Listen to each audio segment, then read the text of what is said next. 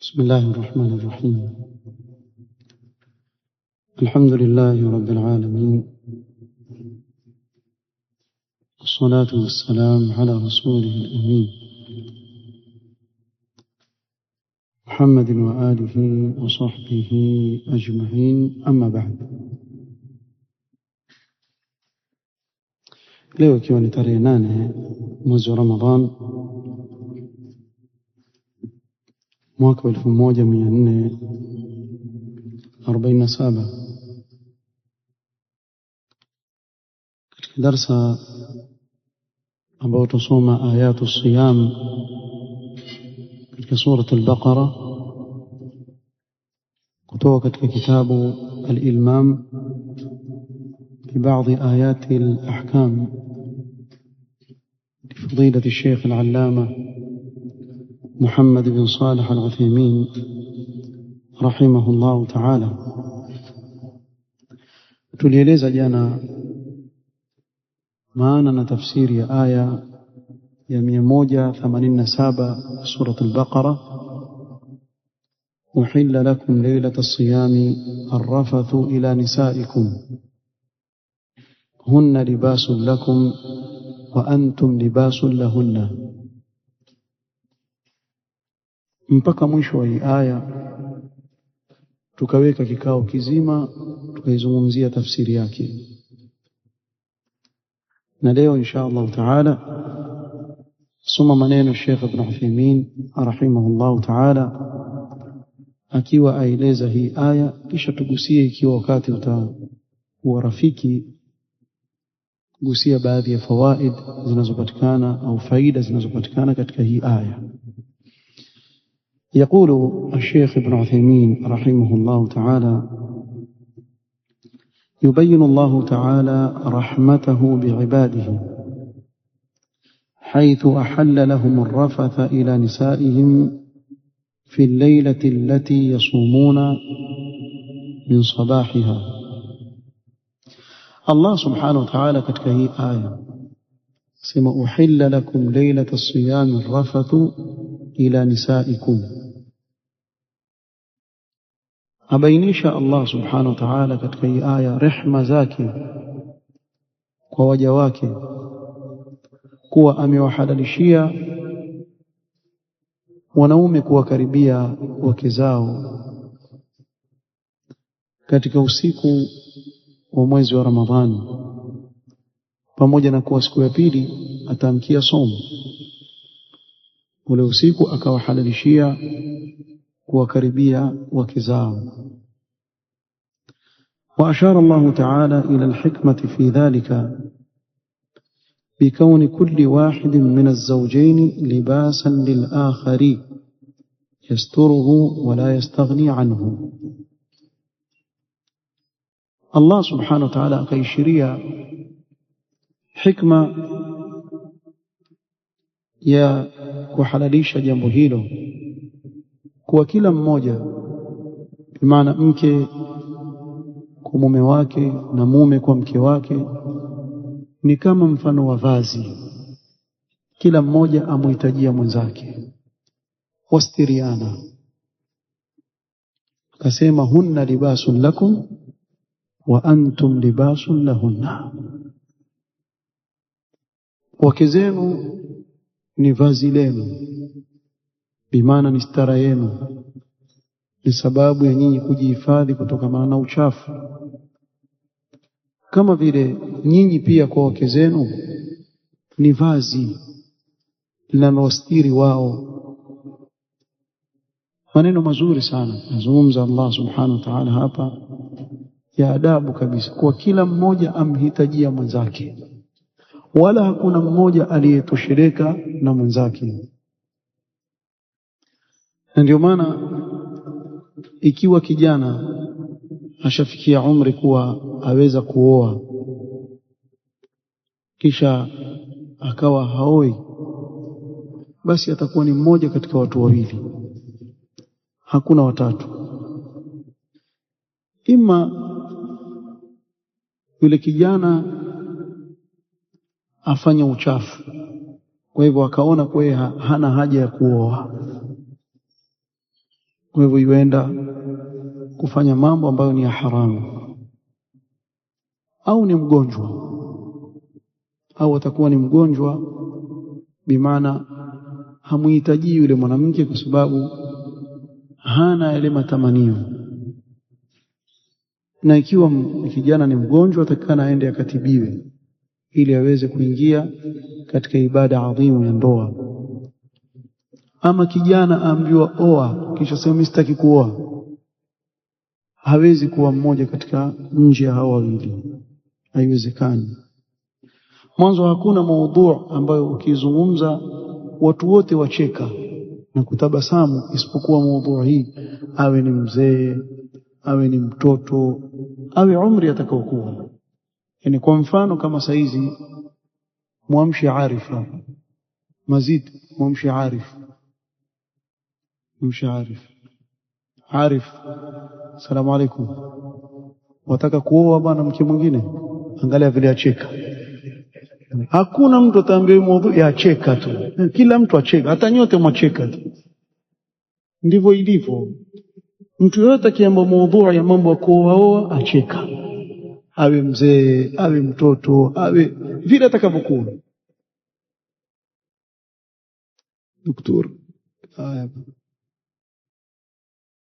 kwa hivyo ni jambo ambalo kila mmoja alifurahikia akitajiwa. Na hili jambo ajabu katika topic zote, hii topic ukiitaja tu, ukimwambia tu mtu atatabasamu, afurahi, acheka. Hakuna mtu akasema sasa kijana ambao bwana wewe oa, nistakuoa bwana, kwani una nini wewe? Kama wewe si mgonjwa, kama ni mgonjwa basi jitibu. Hawezi kulaumiwa mtu akiwa ni mgonjwa, pengine amejaribu kujitibu haikuwezekana, huwezi kumlaumu. Saa nyingine ni maumbile ya binadamu, hii ni masala mengine. Na upande mwingine labda awe ana mambo mengine, lakini anao uwezo, yuweza kuoa kisha hataki kuoa, hili jambo haliingia kilini, kwa sababu kila mmoja katika mke na mume amuhitajia mwenzake. Na hii ni kwa hikma ya Allah subhanahu wa ta'ala, ili kizazi cha wanadamu kibakie katika huu ulimwengu. Akamjalia kila mmoja katika wale wawili ana nini? Ana matamanio katika nafsi yake. Kwa haya matamanio ambayo Allah ameyaweka katika nafsi ya mwanadamu, mume akamtamani mke na mke akamtamani mume, ni ili kizazi kibakie na kiendelee, wanadamu waendelee kuwepo katika huu ulimwengu. وكان الرفث قبل هذا الإحلال حراما على الصائم ليلة الصيام إذا نام أو صلى العشاء. na kuna jambo ambalo tumeligusia jana, sema kuwa ilikuwa mwanzo ilivyofaradhishwa somo, unapoingia usiku, ikiwa mtu hajalala haruhusiwa kula na kunywa, haruhusiwa kula na kunywa. Akilala tu kipulwa na usingizi, akiamka haruhusiwi tena kula na kunywa mpaka siku ya pili tena magharibi. Hivi ndivyo ilivyokuwa mwanzo. Au akiswali salatu al-isha, akishaswali salatu al-isha ndio mwisho wa wakati wa kula na kunywa. Hili jambo likawa zito sana kwa masahaba, likawa zito. Kuna wale tulitaja kuwa alikuja yule sahaba nyumbani, ikawa hakuja pikwa nyumbani, kiasi cha mke wake kwenda kumchukulia chakula kuja, kwa vile alikuwa amefanya kazi, amechoka mchana, akalala. Alipolala yule mke asema kusha, hawezi tena kula, ikabidi abakie na njaa tena siku ya pili. Siku ya pili mchana akazirai, kwa ile kazi ilivyokuwa ngumu kwenye jua kali. Allah akateremsha hii aya kuwafanyia takhfif, ikawa hukumu imefutwa. Hukumu ikawa ikiingia magharibi una ruhusa ya kula na kunywa na mkaribie mke wako mpaka ipambauke alfajiri ya siku ya pili. Masahaba wakafurahi sana kwa ruhusa hii waliopewa na Allah subhanahu wa ta'ala. Kwa hivi ndivyo ilivyokuwa. ولعلم الله تعالى بأن الرجل قد يخون نفسه التي جعله الله أمينا عليها لغلبة الشهوة فيجامع امرأته، حينئذ خفف الله تعالى عن عباده ويسر لهم مباشرة النساء. Na kwa kuwa Allah subhanahu wa ta'ala ajua kuwa mwanamume aweza kujifanyia khiana nafsi yake, ambao Allah ameijalia kuwa yeye ni mwaminifu aliyeaminiwa kuichunga nafsi yake, lazima aichunge, lakini akajifanyia khiana kwa kughilibiwa na matamanio ya nafsi, akamkaribia mke wake usiku. Na hili litokea kwa baadhi ya masahaba, wakashindwa kujizuia.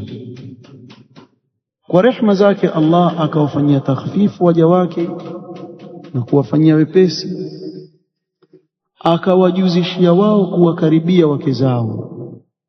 Kadhalika wal akli washurba طول الليل وإن ناموا أو صلوا العشاء, akawaruhusu waja wake kula, kunywa, kuwakaribia wake zao usiku mzima, hata ikiwa watalala, wataamka au watasali isha, bado wana ruhusa, hatta yatabayyana lahum tuluu alfajri, mpaka iwabainikie wao kupambauka kwa alfajiri. Alfajiri kipambauka, saumu yaanza. ثم يمسكون إلى غروب الشمس ثم أتموا الصيام إلى الليل. Mashia wao wasema kuwa mbona nyinyi masunni mwafuturu wakati wa magharibi na usiku bado haujaingia? Wasema hivi. Wewe muulize, lile jua likitua ule wakati huitwa nini? Jua likitua lile ule wakati huitwaje? Unajua huitwaje? Huitwaje wakati? Si ndio usiku ule? Mchana maana yake jua bado liko. Likishatua lile jua nini? Usiku. Nani aliyekuambieni kuwa usiku ni mpaka kuwe na weusi giza ndio kutakuwa kushakuwa usiku? Lile jua linapotua tu pale, likitua ndio kumeanza nini? Muulize hivyo mshia. Kumeanza nini lile jua likitua? Kumeanza mchana. Ndio usiku waanza pale. Thumma atimmu siyama ila al-layl. Na hili tuwaambia kwa sababu hawaamini hadithi za Mtume sallallahu alaihi wasallam. Ama sisi ahli sunna alhamdulillah tuna hadithi nyingi sahihi za Mtume sallallahu alaihi wasallam. Wa gharabat ash-shams faqad aftara as-sa'im. Mtume sallallahu alaihi wasallam kwa kitendo chake alikuwa jua likitua afturu alayhi salatu wassalam, sababu ndio usiku waanza pale. Na saumu ya kufunga mpaka kuona nyota ni ya Mayahudi, si ya Waislamu. Mayahudi ndio wafunga mpaka nyota zitoke. Nyota zikitoka maana giza lishaingia. Sasa kwa kuwa asli ya dini ya Ushia ni Uyahudi, sababu Abdullah ibn Saba al-Yahudi mwanzilishi wa Ushia ni Myahudi. Sasa kuna mambo mengi sana ambayo ni ya Uyahudi yako katika Ushia, mengi sana. Yale mambo ambayo katika dini ya Uyahudi utayakuta kwenye Ushia, mpaka baadhi ya wanaoviona wameandika vitabu kufananisha yale waliokuwa nao Mayahudi na Mashia. Mengi sana ya kusawa yafanana na wao. Kwa hivyo usiku maana yake ni kule kutua kwa jua. Jua likitua tu usiku umeingia. وأمرهم ألا يشغلهم التلذذ بذلك عن طلب الطاعات وقصد الأولاد بالجماع. Na Allah akawaamrisha kuwa wasighafilike katika ile starehe ile ikawaghilibu mpaka wakawa hawafikiri jambo la taa. Wabtaghu ma kataba Allahu lakum, kufanya kile kitendo cha ndoa, lakini kadhalika uwe na nia nzuri katika kitendo chako. Allah akuruzuku kizazi, huenda karuzukiwa kizazi katika kile kitendo. Kwa hivyo wamuomba Allah akuruzuku kizazi cha kheri kwa kile kitendo cha ndoa unapokifanya, ukiwa na nia nzuri ya kujihifadhi kutokana na uchafu, kadhalika kupata kizazi cha kheri. Ikiwa umeandikiwa kizazi, basi zile thawabu zazidi. Pamoja na kile kitendo chenyewe Mtume sallallahu alayhi wasallam, wa fi bud'i ahadikum sadaqa, kile kitendo anachokifanya pia ni sadaqa. Mtume sallallahu alayhi wasallam aliposemewa masahaba wakasema, ayati ahaduna shahwatahu thumma yakunu lahu fihi ajr, je mmoja wetu atafanya shahwa yake thumma yakunu lahu fiha ajr, kisha ndani yake kile kitendo alichokifanya ana ajri? Qala ara'aytum law wada'aha fi al-haram, muonaje lau kama matamanio yake angeyapeleka kwenye haram, akana alayhi wizrun, si angepata dhambi kule? Basi kadhalika akifanya halali apata thawabu. Kwa hivyo zile nia zile zikiwa ni nzuri katika kile kitendo, ile thawabu yazidi na ajira mbele ya Allah subhanahu wa ta'ala. Na hii ni katika rehema zake Allah subhanahu wa ta'ala juu ya waja wake. Ma yustafadu min al-aya, faida zinazopatikana katika hii aya ya kwanza, bayanu fadlillahi ta'ala wa ni'matihi ala ibadihi بإحلال الجماع والأكل والشرب ليلة الصيام. تبينشي فضل يا الله نعم زاكي juu ya waja wake kuwa amewahalalishia tendo la ndoa, kula, kunywa katika usiku ambao mchana wake wao hufunga. Kwa wakati wa usiku aweza kula, kunywa mpaka alfajiri. Hata akilala atakiswali isha, ana ruhusa ya kisheria katika hilo. Na hii ni katika fadhila za Allah na rehema za Allah subhanahu wa ta'ala juu ya waja wake. Hebu fikiria lau kama ingebaki ile hukumu vile vile, ingekuwaje? Ingekuwa na uzito. Na tusizungumzie hili la kuwa akilala akiamka ruhusi kula na kunywa. Nafikiri watu wasingekuwa wakilala. Kuna wengine wakishajua mimi nikilala nikiamka nitakatazwa, mwanzo enda kutafuta kahawa chungu ili asilale, alafu isha itasongezwa mbele huko, itasongezwa wewe, maana yake ikiswali isha pia itakuwa ndio tushafunga mlango. Kwa utasikia watu waswali isha saa ngapi? Saa 4:30 watu waswali isha. Hatuwezi, ingelikuwa na uzito hii ibada, lakini Allah kwa rehema zake na fadhila zake akaturuhusu kula, kunwa, kuwakaribia wake zetu mpaka ipambauke alfajiri. Na hii ni katika rehema za Allah na katika wepesi wa sheria ya Allah subhanahu wa ta'ala. Alhamdulillah. ثانيا أن الرجل ستر لزوجته وهي ستر له وكلاهما محتاج لصاحبه. mume ni stara kwa mke wake kama vile mke ni stara kwa mume wake. Kila mmoja amhitajia mwenzake, na mwanamume vile itakavyokuwa hawezi kuishi bila ya mke.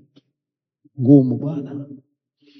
Walijaribu manasara wakaweka jambo linaloitwa utawa, arrahbana. Mtume sallallahu alayhi wasallam alisema la rahbana fi islam, hakuna utawa katika Uislamu. Manasara walijaribu wakazua hili jambo bila ya kuamrishwa, warahbaniyatan ibtada'uha, wakauzua uzushi wa uruhbani, utawa. Yani maana yake yule mume haowi au atokea mke haolewi, ndio wale mananzi wale tunanzi, yani yeye haolewi na kuna mume yeye haowi. Wewe unajidume zima hivi unasema yeye haowi, kadhab. Alafu kule nyuma sasa waje kupata zile scandals zinazotoka kila mwaka, kumefanyika hivi, kumefanyika hivi, kumefanyika vile, kwa sababu binadamu hakuumbwa hivyo. Allah amemuumba mwanadamu yuamhitajia mke wake na mke amhitajia mume wake. Sasa kwa nini udanganye watu, ujifanye wewe sijui nani, ukaribie huko? Waweza wapi? Na wewe wala kila kitu. Mwanzo kwa kula wale jamaa hula, sababu ukisema kuwa mimi sasa wacha nijizuie, kwa mfano itabidi ukae na njaa tu wewe. Maana ukishakula chakula tu nafsi yako itakuwa na kule kuchemka kwa ile shahwa. Kwa mwanadamu vile itakavyokuwa ahitajia.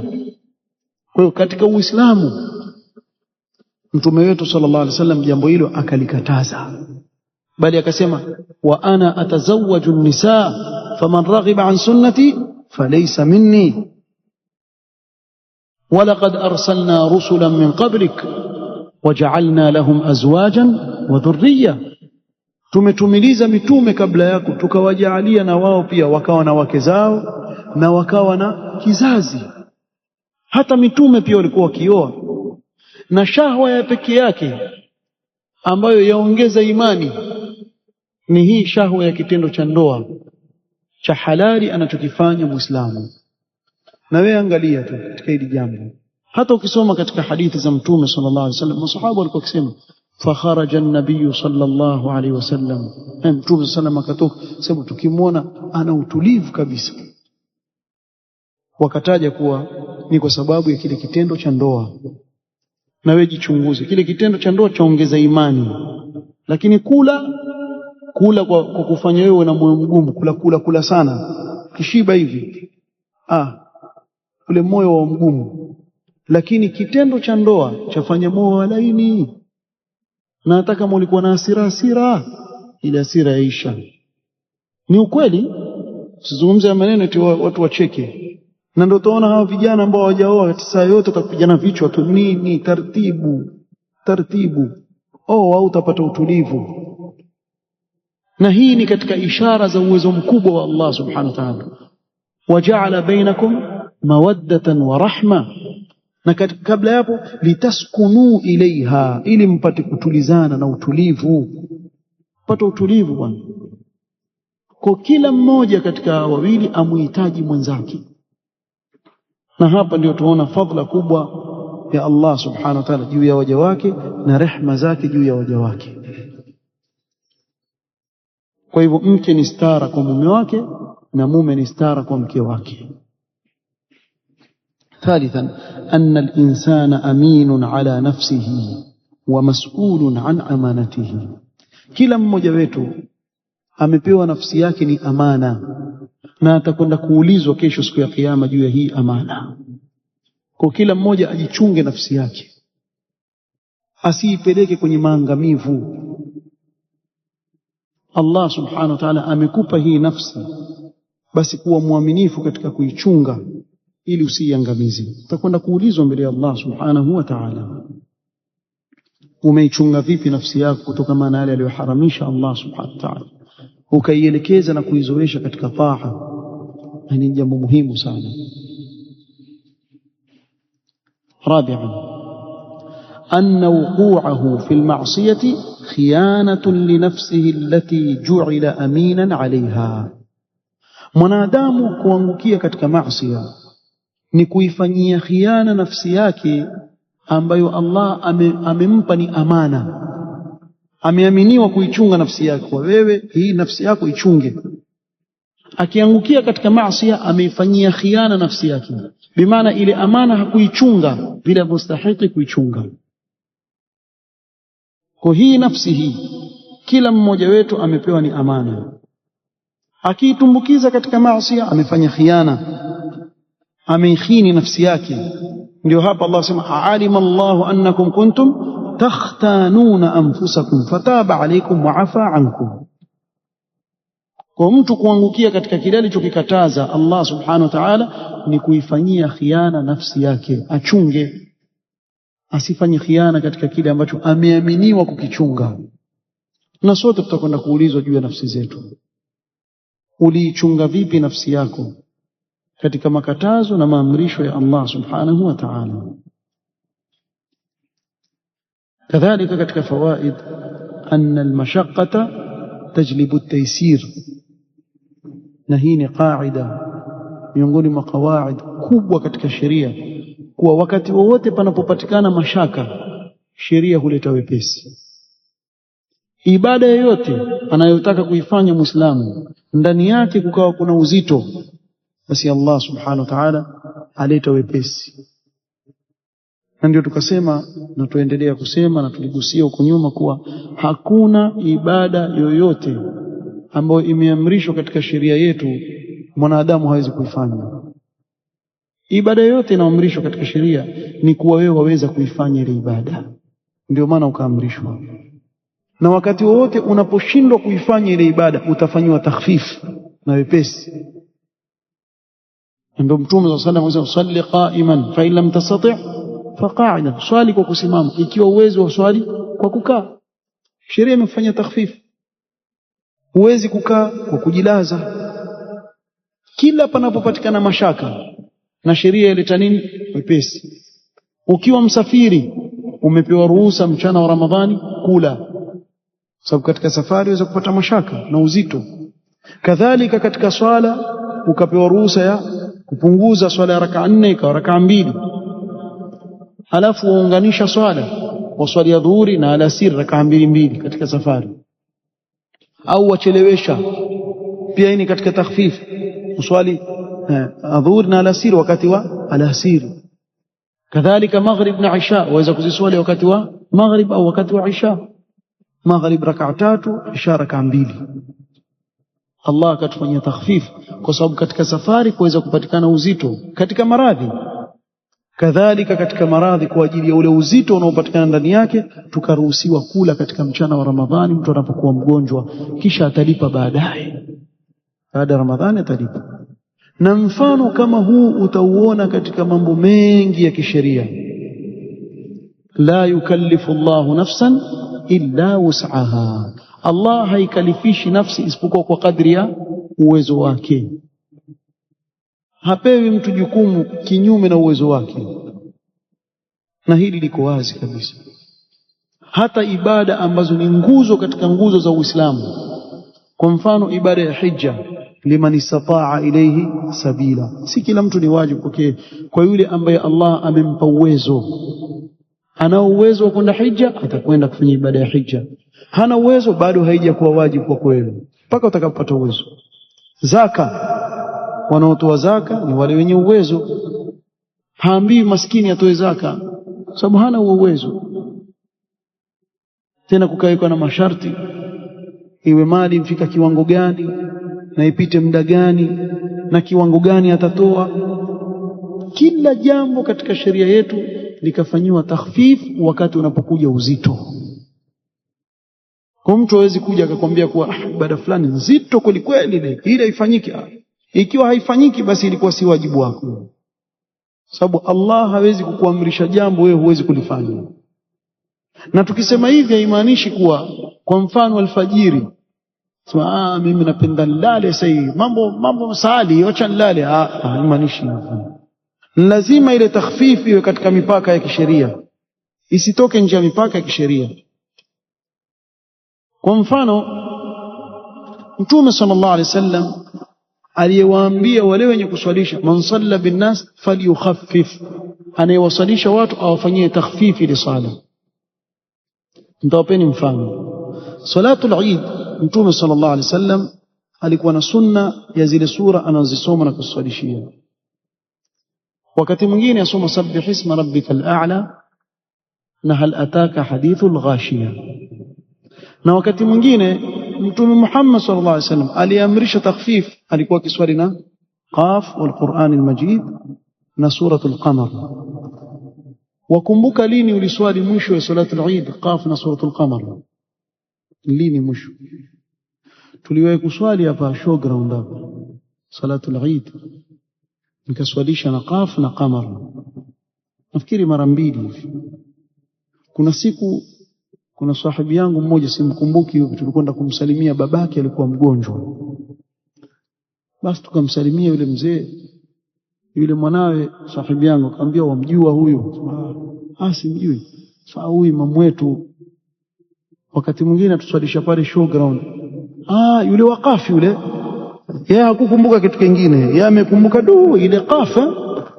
Yani unakuwa ndefu kwa kweli ile swala. Lakini pia kuna makosa katika kufanya hivyo. Kiukweli mimi niliposikia hivyo kutoka siku hiyo nikasema kwa watu mpaka ukumbuka ile tu, basi afadhali nisome sabbih isma na ghashiya. Lakini tizama, iweza kupita kama miaka 50 60 hakuna mtu yasikie sunna ikifanywa kazi, ambapo makosa. Sababu hili jambo alilifanya Mtume sallallahu alaihi wasallam, angalau ingelikuwa baada ya miaka 2 3 yafanywe sunna. Kama si Eid al-Fitr, Adha, yafanywa angalau watu wajue kwa hii pia ni sunna. Na mtu aweze kusema mfanye mambo mazito. Kwa nini? Kwa sababu aliyefundisha hivi nani? Ni yule ambaye anatufundisha sisi kipi kizito na kipi kipesi, ambaye ni Mtume Muhammad sallallahu alaihi wasallam. Ni kweli sisi tuna udhaifu wallahi. Wakati mwingine kuswali tarawih hapa, kama unaweza kuswali ukaona mbona nachoka hivi, na swala yenyewe hapa tuswali juzu moja na robo, juzu moja ikienda ndefu sana juzu moja na nusu, sengine juzu moja pekee yake. Sasa mimi wasengine najiuliza, subhanallah, Mtume sallallahu alaihi wasallam qiyamul layl yake alikuwa kusoma suratul Baqara, suratul Ali Imran na suratul Nisa kwenye rakaa moja. Rakaa moja suratul Baqara, Ali Imran, suratul Nisa, hizo zigawanya kwa swali siku 6. Sisi tuswali siku 5 6 na tufike huko. Hiyo rakaa moja pekee yake ya Mtume sallallahu alaihi wasallam. Ndio dhaifu huko. Kila mmoja ajiona ni dhaifu katika ibada. Huo dhaifu huko. Lakini tutatakikana tujibidishe angalau tujisukume kidogo. Kwa sababu ukiangalia upande wa pili, kile kisimamo cha swala tuweza kukiona ni kirefu. Lakini pale pale tukimaliza tarawih tukianza kutia story nje hapa. Hapa nje tukianza kutia story, aweza kusimama mtu masaa mawili wala hachoki, kwa sababu ni mambo anayoyapenda. Yale anayozungumza pale ni stories zile ambazo yeye anapenda, mambo kawaida yao. Lakini tukiingia kwenye swala, Allahu Akbar, huyo malizi huyo, si ajabu kafuatwa. Siku hizi alhamdulillah. Sasa kwa mwanzo nakumbuka tukiswali hapa, ukimaliza wafuatwa nje. Jamaa, punguzeni kidogo, tupunguze, tufanye ngapi? Juzu moja mtu ndefu kweli. Ni kweli kama una uzito kwenye misikiti, mashallah, swali nusu waraka hapa karibu, swali nusu juzu. Basi kwa wale ambao waweza swali nusu juzu waachie hapo, wale vijana na wale wazee ambao bado na nguvu zao. Mshindo bana, kuna watu wazima hapa swali mashallah zao, na mtu mzima swali mwanzo kwa mwisho. Kwa pamoja na kuwa ule uzito kiasi fulani katika ibada fulani unaweza kupata ama uweza kusubirika, haijamaanisha kwa sasa uache haji. Unapokuwa unafanya usifikirie sahali haji, si jambo sahali. Kule kutoka kukaa Mina pale kwenda Arafa kurudi Muzdalifa si jambo dogo. Na waulize ambao washafanya, na mtu ikiwa amefanya haji katika utu uzima sema sijui kwa nini, na ana uwezo mkubwa, sijui kwa nini sikuifanya nikiwa kijana. Ukiwaona ule uzito katika ile ibada, ndio basi usifanye ile haji na una uwezo. La, ule uzito ulioko pale mchache ule ambao hautoki nje ya mtu kutoweza, bado wakati kisheria upo. Kwa hivyo alfajiri warauka pamoja na kwa nafsi yako ya ule uzito, amka alfajiri waswali.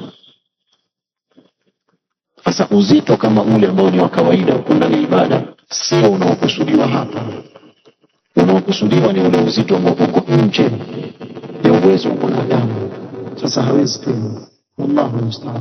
Hizi ni baadhi ya fawaid inshallah zilizobakia tutamalizia katika kikao kitakachokuja باذن الله تعالى. نكتفي بهذا القدر. الله تعالى اعلم. سبحانك